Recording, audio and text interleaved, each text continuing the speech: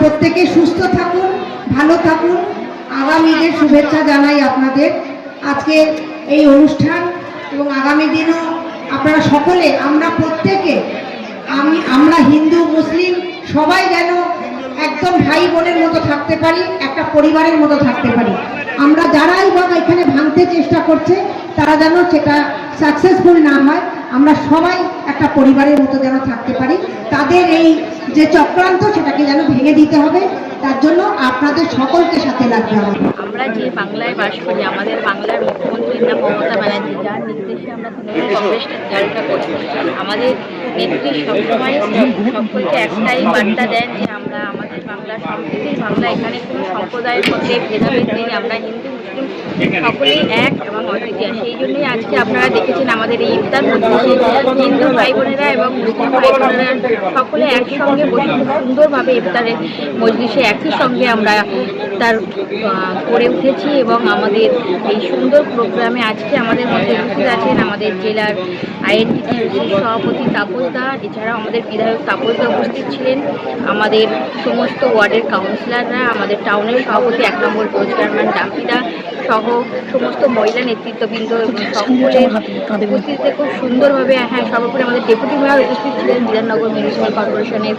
সকলকে নিয়ে খুব সুন্দরভাবে আমাদের এই প্রোগ্রামটা হলো এবং সেই সঙ্গে সঙ্গে আমাদের একটা বস্ত্র বিতরণ, যে আমাদের রমজান মাস আজকে 19তম রমজান, কারণ আমরা জানি যে রমজান মাস একটা আত্মত্যাগের মাস, সংযমের মাস, মাসে দান ধ্যান করতে হয়, সেই কথা মাথায় রেখে এবং আমরা 12 নম্বর ওয়ার্ডে সবসময় মানুষের জন্য কাজ করি। সামাজিক প্লাস সরকারি উভয় উন্নয়ন একের পর এক হয়েই চলেছে, আগামী দিনেও হবে।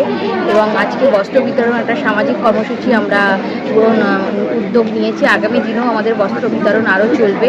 সকলকে আরও একবার আমাদের এই পবিত্র রমজান মাসের মোবারক শুভেচ্ছা বার্তা। শ্রমিকদের অভিযোগ জানানোর নিউ টাউনে একটা টাউন অফিসের প্রয়োজন ছিল, সেটা স্থায়ীভাবে আজকে আইজি রঞ্জন মণ্ডল, তাপস দাসগুপ্ত জেলা সভাপতির অনুমতি, বিধায়ক সরকারের অনুমতি করলেন।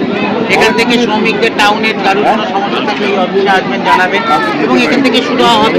একটা স্থায়ী ঠিকানা হলো এবং দলের সংগঠনের ক্ষেত্রেও সুবিধা হলো, মানুষের ক্ষেত্রেও সুবিধা হলো।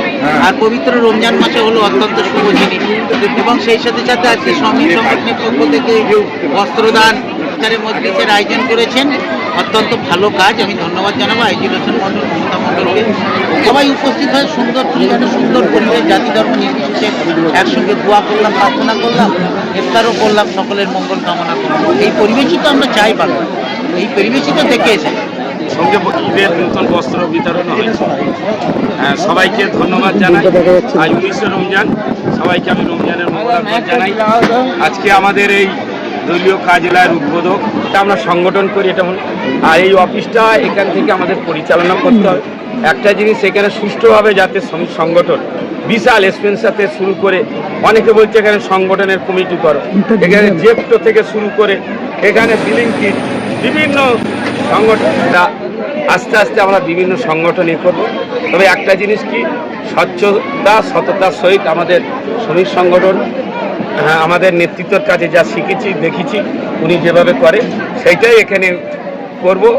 আর মানুষের স্বার্থে আমরা 750 জন ইফতার আজ দেখলেন, তাও জায়গা না, আগামী বছর আমরা সুন্দরভাবে এখানে করবো, একটু আগে আগে করব।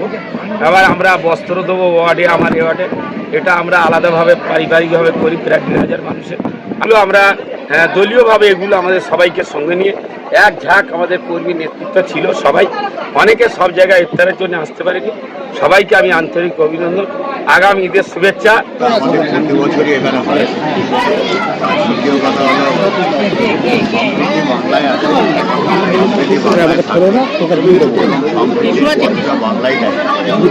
আমার নেত্রী মমতা ব্যানার্জি, মুখ্যমন্ত্রী মমতা ব্যানার্জি এটা প্রমাণ করে দিয়েছে।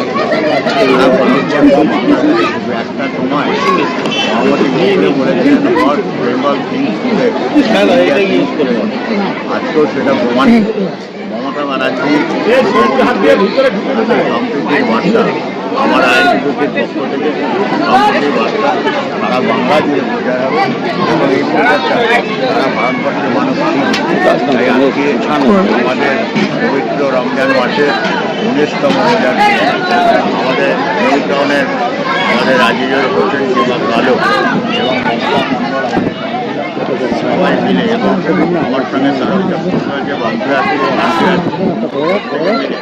আমরা সবাই মিলে একটা সাংগঠনিক বার্তা পৌঁছে দিতে চাই যে সারা ভারতবর্ষ জুড়ে একটা ধর্মের হানাহানি জাতপাতের হানাহানি এবং ভাষাভাষীর হানাহানি একটা রাজনৈতিক দল সরকারের থেকে এটা করার চেষ্টা করছে আমরা তার প্রতিবাদ করে আজকে আমাদের সাংস্কৃতিক গ্রেফতারের মাধ্যমে বলতে চাইছি যে আমরা সবাই ভারতবর্ষী আমরা হিন্দু না মুসলমান আমরা ভারতবর্ষী হিসেবে ভারতবর্ষটা রক্ষা করবো।